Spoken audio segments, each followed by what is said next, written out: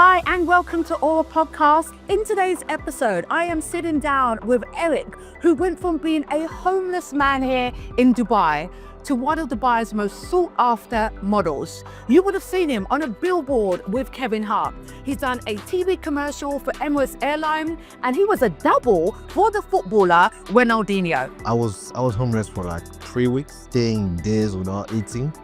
I was being a lot active on Instagram. So it started with fitness brand. I know I was more than that because I was more in my country. In my country, I was millionaire at 21. In this conversation, we talk about what does it take to come from Cameroon and end up here being a supermodel? What does it take to be able to have a dream and have the resilience to just keep going when everything around you says no? This was a good one. Let's get into the conversation.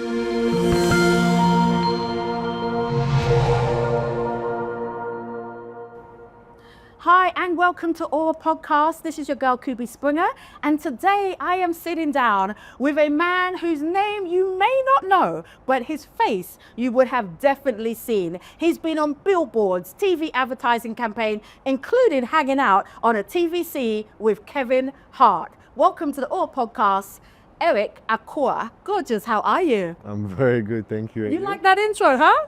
I see you're smiling.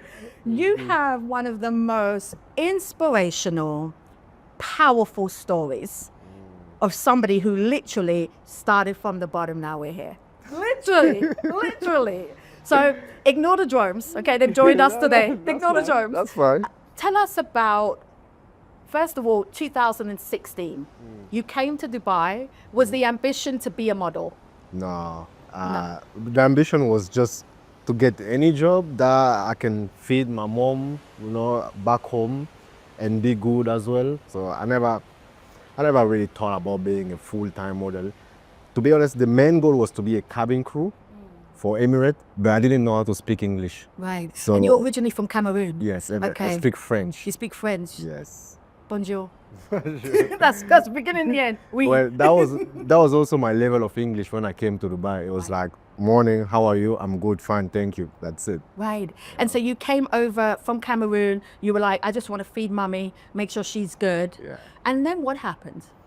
The first job I got, it was a cleaner in a Metropolitan Hotel in Sheikh Zayed Road. Yeah. And then I upgrade the same, maybe after a month or 2 months, I upgrade as a waiter. Meanwhile, I was learning English and I was waiter for like 9 months. And then I resigned. Then I started to do personal training because I was very fit. Okay. I started to do personal training. And then after personal training, I didn't really enjoy it that much. Then I went into real estate. Real estate because my English was not that good. It wasn't working for me, And then COVID came. Right. Yeah, when COVID came, that's where I was like homeless. No, pause. Yeah. Pause. You came over, you kind of dabbled in different jobs, different industries. Yeah. What was your mindset at that point? Did you feel at that moment, this is going to be hard? Or did you feel at that moment, I'm going to be okay as long as I keep jumping from job to job? I think that was more my mindset, like I'm gonna be okay, like there were no really other solution for me than making it. I wasn't seeing myself going back to my country and not making it, because when I was leaving my country, like everyone was telling me, especially my family, why are you going to Dubai? You don't know anyone there, you don't speak English, it's an Arabic country, like why? So I didn't see myself going back there. So I was like, I have to try whatever works. So that's what I was doing. When COVID happened, what was that moment when you realized you were homeless? Well, it was very clear because I was living in an apartment where there were like 20 people. Wow. And in the room where I was staying, there was like 10 small beds, and we were all living inside. And a morning, the landlord wake up and he say he's going to close the flat, so everybody has to leave the flat. No way. So it was very clear that I didn't have where to go, and I didn't even have money anymore. So you lost your job, and he kicked everybody out of the apartment. Yeah, and in the meantime, I was applying for Emirates, and I got rejected twice. Right. I even like they accept me one, and I went for the interview, and I got to the final interview, and then they rejected me. So I was like fell into a depression and trying to figure it out where I'm gonna sleep at the same time. So I packed my stuff and I kept it to my friend's house.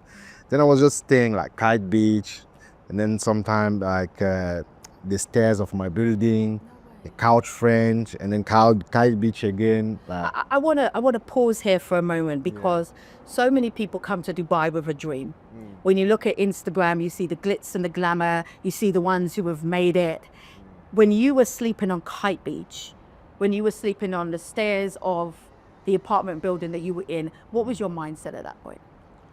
I think at that point my mindset was like, okay, now I need to find any money to book a flight ticket and go home. Right. Because I You were didn't. done. Yeah, I was clearly done. Yeah. So that was. And are you a believer? Is faith something that's important to you? Actually, before, no, but then at some point, because I had no one to turn into, and my mom always told me, when you have no one to turn into God.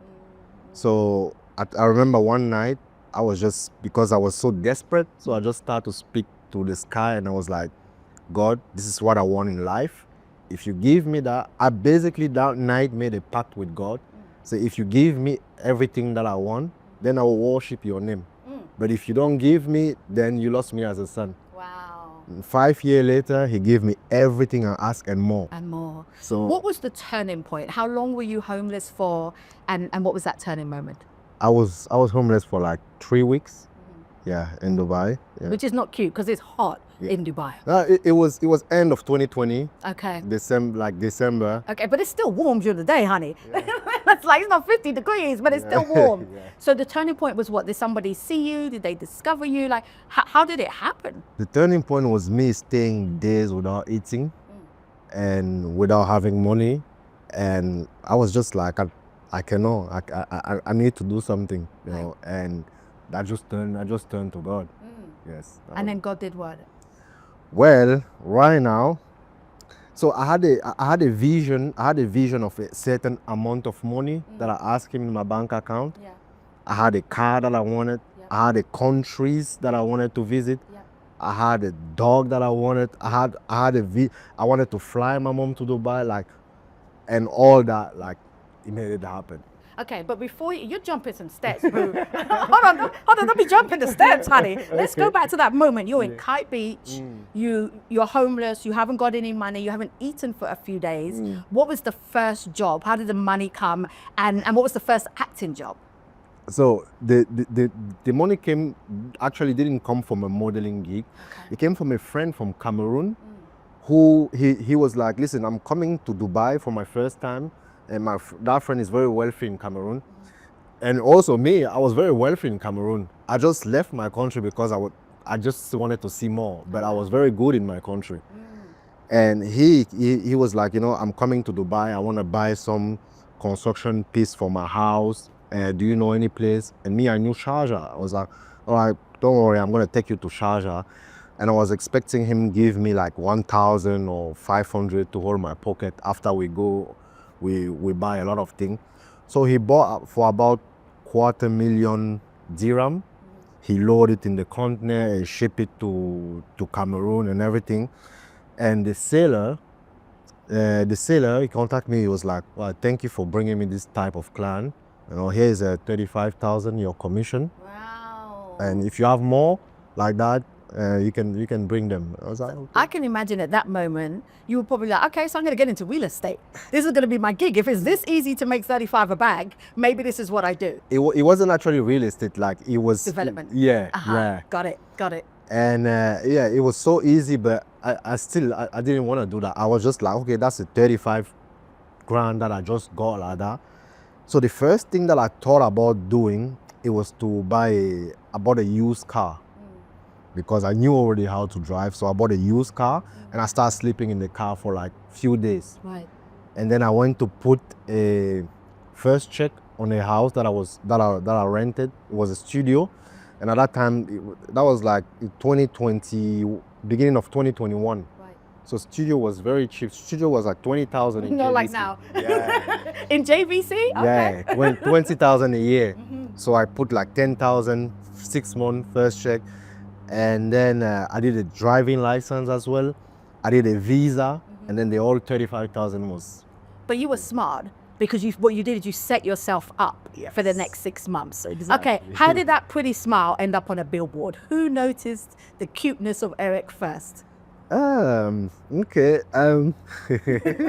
You weren't expecting me to say that now, was you? So I think it was from Instagram because I was being a lot active on Instagram. Active doing what?